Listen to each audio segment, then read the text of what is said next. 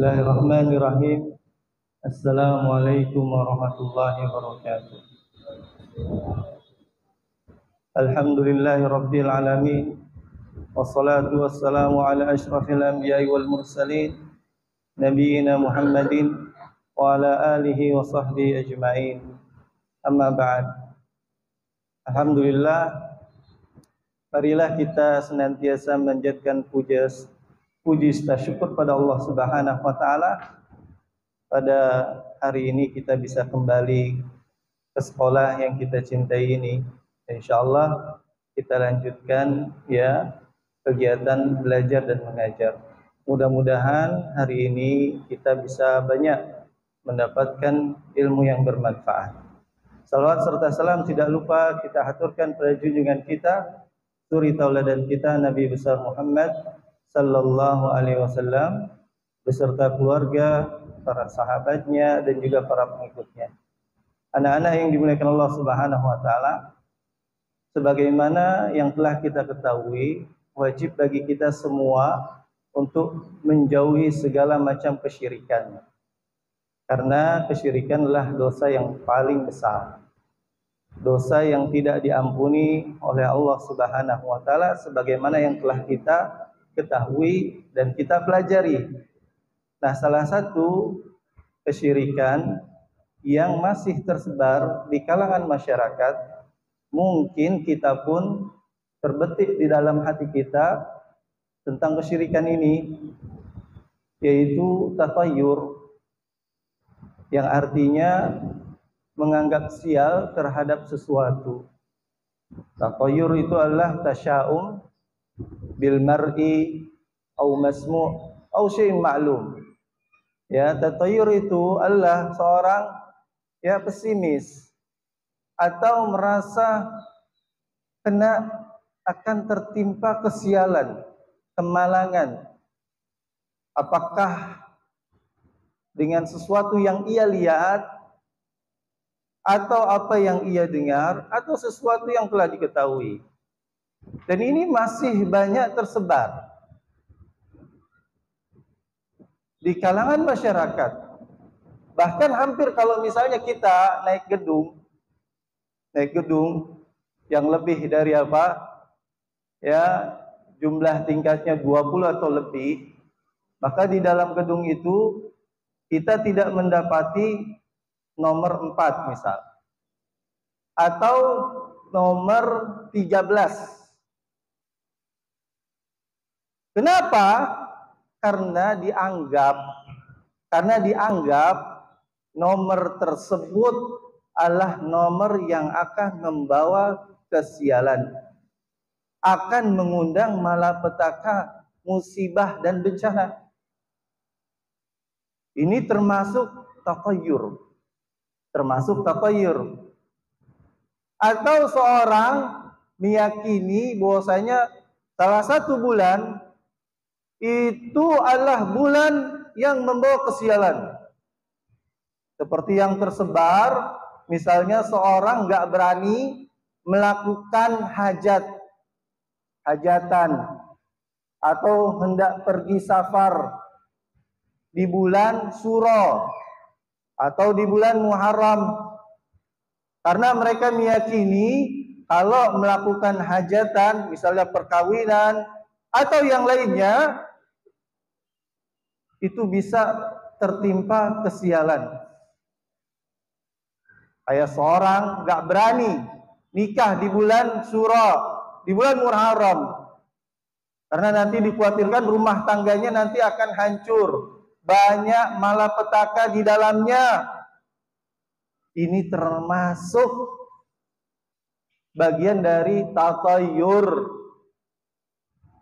Atau seorang merasa khawatir ketika dia duduk atau berjalan, tahu-tahu ada cicak yang jatuh kepada dirinya. Maka di dalam hatinya, aduh, saya akan ketiban sial. Khawatir, takut, nanti kenapa-napa di jalan, saya akan kecelakaan. Akhirnya apa? Akhirnya nggak mau berangkat sekolah. atau akhirnya nggak mau berangkat kerja. Nah, ini termasuk tatayur. Termasuk tatayur. Atau mungkin menganggap seseorang membawa sial. Misalnya ada seorang berkata kepada temannya, jangan dekat-dekat gue lah, jangan dekat-dekat saya, bawa sial loh, sana, gitu. Ayo sering nih kayak begini, ya, bawa sial, sana, jangan dekat-dekat. Ini termasuk tatayur. Ini sama seperti apa? Seperti orang-orang terdahulu, seperti Fir'aun dan juga pengikutnya. Mereka merasa ketiban sial, terkena musibah, bala dan bencana, seperti kekeringan, kesulitan dan sebagainya. Mereka apa? Mereka bertatayur menganggap Nabi Musa alaihissalam dan juga pengikutnya itu membawa sial untuk mereka. Di dalam Al-Quran Allah Subhanahu wa Ta'ala berfirman, "Fa idza ja'atuhumul hasanatu qalu lana hadhihi wa in tusibhum sayyi'atu yattayyaru bi Musa wa man ma'ah ala innama ta'iruhum indallah." Yang artinya Allah Subhanahu wa Ta'ala berfirman tentang Fir'aun dan juga bala tentaranya. Mereka berkata, kalau kita mendapatkan kelapangan, kebaikan, ini adalah hasil kerja keras kami. Kalau mereka mendapatkan rizki yang luas, hasil panen yang melimpah, Fir'aun dan pengikutnya mengatakan ini adalah hasil kerja keras kami. Tapi kalau mereka tertimpa kesulitan, bencana, kekeringan, mereka yattayyaru bi Musa wa man ma'ah. Mereka apa? Mereka menganggap Musa alaihissalam dan juga pengikutnya itu yang membawa sial terhadap mereka. Ini sebab Musa dan juga pengikutnya. Kata Allah, ala innama ta'irun indallah. Ketahuilah sesungguhnya kesialan yang mereka dapatkan itu sudah menjadi ketetapan Allah Subhanahu wa Ta'ala karena sebab dosa dan maksiat yang mereka lakukan, karena kekufuran yang mereka lakukan.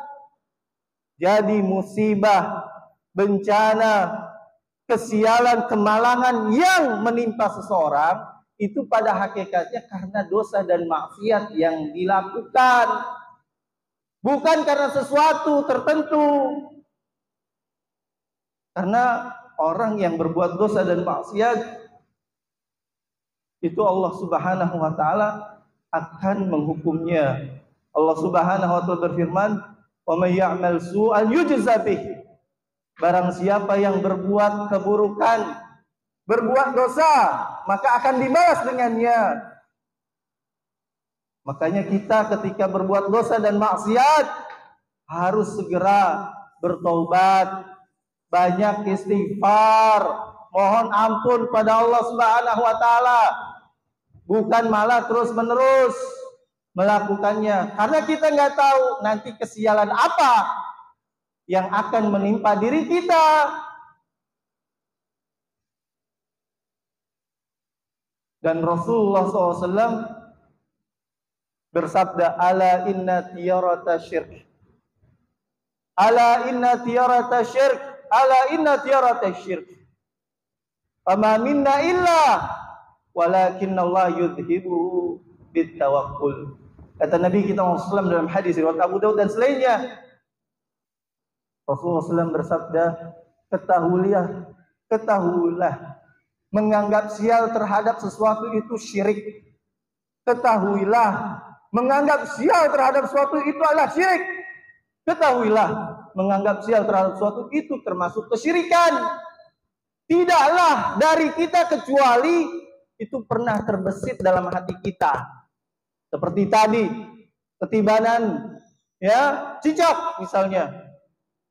Itu terbesit dalam hati kita, waduh, kita akan tertimpa sial. Tetapi Itu tidak boleh. Tidak boleh. Allah akan menghilangkannya dengan apa? Allah akan menghilangkannya dengan tawakal. Dengan tawakal, dengan kita bergantung hanya kepada Allah Subhanahu wa taala. Bersandar hanya kepada Allah Subhanahu wa taala. Menyerahkan segala urusan kepada Allah Subhanahu wa taala. Yakin bahwasanya kebaikan dan keburukan itu semua telah ditakdirkan oleh Allah Subhanahu wa taala. Dan hendaknya kita kalau misalnya terbesit dalam hati kita atau pernah melakukannya, hendaknya kita berdoa kepada Allah Subhanahu wa taala. Karena Rasulullah SAW bersabda dalam hadis yang sahih, "Man raddat sutiyarah faqad asyrak." Kata Nabi kita SAW, barang siapa yang tatoyur, menganggap sial itu membuat dia mengurungkan hajatnya, mengurungkan aktivitas yang hendak dia lakukan, maka dia telah berbuat syirik, kata Rasulullah SAW. Maka ada sahabat bertanya kepada Rasulullah, "Ya Rasulullah, ma kafaratu dzalika?" Ya Rasulullah, apa penebus dari perbuatan tersebut? Apa penghapus dari perbuatan tersebut? Maka Rasulullah SAW pun bersabda, "An yaqula ahaduhum, Allahumma la khaira illa khairuk, wa la tayra illa tayruk, wa la ilaha ghairuk." Rasulullah SAW mengajarkan kita doa. Kalau misalnya dalam hati kita ada perasaan kena sial terhadap sesuatu, atau kita terlanjur terjatuh dalam perkara tersebut, maka hendaknya kita baca doa, Allahumma la khaira illa khairuk. Ya Allah, tidak ada kebaikan kecuali kebaikan yang Kau telah tetapkan. Wala tayra illa tayruk. Tidak ada kesialan atau keburukan kecuali keburukan yang telah Engkau tentukan ya Allah. Dan wala ilaha ghairuk, tidak ada Tuhan yang berhak disembah kecuali Engkau ya Allah. Ini baca ini. Kemudian yang terakhir, kita semua ini pasti mau masuk surga. Kita semua pasti mau surga. Dan kalau bisa kita masuk surga tanpa hisab dan tanpa azab. Kalau bisa kita masuk surga tanpa hisab dan tanpa azab. Karena azab di neraka itu sangat berat. Bayangkan, azab yang paling ringan saja apa? Diberikan terompah dari api neraka. Sampai apa? Mendidih otaknya. Kalau otak seorang itu mendidih, bagaimana dengan jantungnya? Bagaimana dengan ususnya? Bagaimana dengan organ yang lain yang ada di tubuhnya? Hancur. Itu azab yang paling ringan di neraka. Kalau bisa kita masuk surga tanpa hisab dan tanpa azab, dan itu sangat memungkinkan bagi siapa? Salah satunya orang yang tidak menganggap sial terhadap sesuatu. Rasulullah SAW dalam hadis riwayat Bukhari pernah diperlihatkan umat-umat. Ada nabi datang bersama 3 orang. Pengikutnya cuma 3 orang. Kemudian ada nabi lagi datang, pengikutnya cuma 2 orang. Kemudian ada nabi, pengikutnya cuma 1 orang. Bahkan ada nabi yang tidak memiliki pengikut sama sekali, bayangkan. Kemudian Rasulullah SAW diperlihatkan dengan umat yang banyak. Maka Rasulullah SAW pun berkata, itu umatku. Bukan, kata malaikat. Itu adalah umatnya Nabi Musa alaihissalam. Kemudian diperlihatkan lagi di sebelah ufuk yang sangat banyak, yang lebih banyak, lebih besar daripada kaumnya Nabi Musa alaihissalam. Maka dikatakan, hadhi ummatuk, ini umatmu wahai Nabi. Kemudian dikatakan, dan di dalam mereka ada 70.000 orang yang masuk surga tanpa hisab dan tanpa azab. 70.000 sedikit kalau dengan jumlah kaum muslimin di akhir zaman. Karena sahabat saja yang ikut haji wada perpisahan bersama Nabi SAW itu jumlahnya 100 ribuan. Kalau 70 ribu ini saja kita mungkin sudah pesimis, nggak akan bisa. Tetapi alhamdulillah di dalam riwayat yang lain yang disahihkan oleh para ulama disebutkan wa ma kulli alfin sab'ina alfan. Ada tambahan di setiap 1000 orang ada 70 ribu yang lain bersama mereka. Jadi sangat banyak. Nah, ini sifat yang mereka bisa masuk surga tanpa hisab dan tanpa azab disebutkan oleh Rasulullah SAW. Innahum la yastarqun wa la yaktawun wa la yatatawyarun wa ala rabbihim yatawakkalun. Ini sifat mereka. Labas, enggak apa-apa. Sifat mereka adalah yang satu, ya, mereka tidak minta diruqyah. Mereka enggak minta diruqyah. Ya, enggak minta diruqyah. Misalnya orang sakit, pusing palanya, ruqyah saya dong. Tidak, mereka tidak minta diruqyah. Mereka usaha yang lain. Kemudian yang kedua, tidak meminta dikei. Kei itu adalah cara pengobatan dengan apa? Besi yang sangat panas. Ditusukkan kepada luka seseorang. Mereka tidak melakukan itu. Kemudian yang ketiga ini, wala yatatayyarun. Nah ini yang jadi pembahasan kita, yaitu mereka tidak menganggap sial terhadap suatu, tidak melakukan tatoyur. Kemudian yang keempat, wa ala rabbihim yatawakkalun. Mereka apa? Kepada Tuhan mereka, mereka bertawakal. Ini barang siapa yang ingin masuk surga tanpa hisab dan tanpa azab, maka hendaknya jangan sampai kita menganggap sial terhadap suatu. Udah. Gak boleh, gak boleh. Seperti itu. Mudah-mudahan bermanfaat. Aku qouli hadza astaghfirullahi wa lakum wa sallallahu ala nabiyina Muhammad wa ala alihi wasahbihi wasallam wa akhiru da'wana alhamdulillah rabbil alamin.